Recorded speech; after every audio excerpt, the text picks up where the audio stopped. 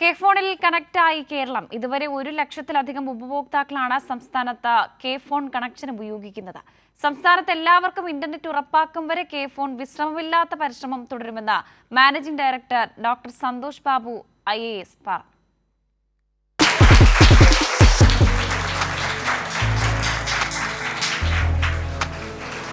Internet സാക്ഷരതയിൽ മുന്നിൽ നിൽക്കുന്ന കേരളത്തിൽ എല്ലാവർക്കും ഇന്റർനെറ്റ് എത്തിക്കുകയെന്ന പ്രഖ്യാപിത ലക്ഷ്യം പൂർത്തീകരിക്കുകയാണ് കെ ഫോൺ.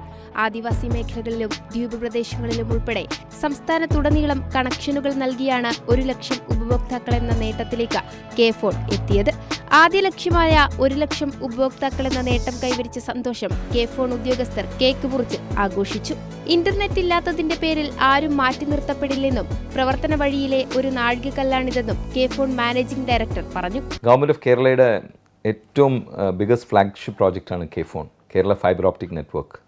1611 കോടിയുടെ ഈ പ്രോജക്റ്റ് കേരള ഗവൺമെൻറ്റും കിഫ്ബിയും ആണ് ഇതിനെ ഫണ്ട് ചെയ്യുന്നത്. ഇപ്പോൾ അത് ഒരു 97% കംപ്ലീഷനിൽ നിൽക്കുകയാണ്. ഇതുവരെയുള്ള കണക്കനുസരിച്ച് സംസ്ഥാനത്ത് 62,781 FTTH കണക്ഷനുകൾ, സർക്കാർ സ്ഥാപനങ്ങളിൽ 23,163 കണക്ഷനുകൾ, സർക്കാർ സ്വകാര്യ സ്ഥാപനങ്ങൾക്കായി 2,729 കണക്ഷനുകൾ, ഒന്നാം ഘട്ടത്തിൽ 5,251 രണ്ടാം ഘട്ടത്തിൽ 6,150 ഉൾപ്പെടെ 11,402 BPL കണക്ഷനുകൾ, 9 ഡാർക്ക് ഫൈബർ ഉപഭോക്താക്കൾ, പ്രത്യേക പരിപാടികൾക്കായി 14 കണക്ഷനുകൾ എന്നിങ്ങനെ ആകെ 1,98,000 ഉപഭോക്താക്കളാണ് കെ ഫോൺ കണക്ഷനുകൾ നിലവിൽ ഉപയോഗിക്കുന്നത്. 3,800 ലോക്കൽ നെറ്റ്വർക്ക് പ്രൊവൈഡർമാരും കണക്ഷനുകൾ നൽകാനായി കെ ഫോണുമായി സഹകരിച്ച് പ്രവർത്തിക്കുകയാണ്. കൈരളി ന്യൂസ്, തിരുവനന്തപുരം.